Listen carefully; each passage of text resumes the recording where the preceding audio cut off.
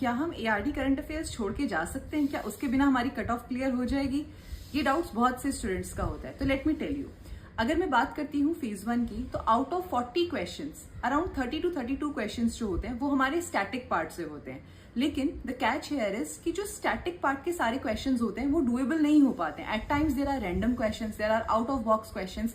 For example 2024 paper में ही हमने देखा कि the gene responsible for the seedlessness in the grapes, the mandarin variety of the oranges. तो इस तरीके के जो क्वेश्चंस होते हैं जो बहुत इजीली डुएबल नहीं होते और जिनकी वजह से आपके एआरडी जैसे इंपॉर्टेंट कंपोनेंट के अंदर मार्क्स कॉम्प्रोमाइज होते हैं, इन्हें आप एआरडी करंट अफेयर्स से कवर अप कर सकते हो, because ARD current affairs are comparatively simple and doable.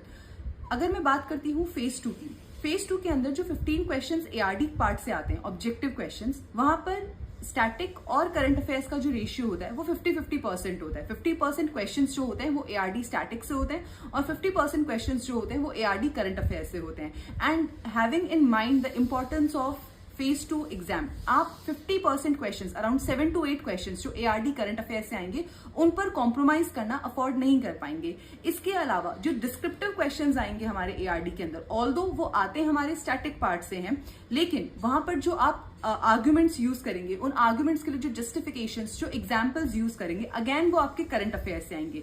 तो इन सारे पर्सपेक्टिव्स को अगर हम अपने दिमाग में रखते हैं तो एआरडी करंट अफेयर्स एक काफी इंपॉर्टेंट कंपोनेंट है, जिसको अगर आप कॉम्प्रोमाइज करते हो, जिसको अगर आप छोड़कर जाते हो, तो शायद आपको एग्जाम में एक हैवी पेनल्टी पे करनी पड़े।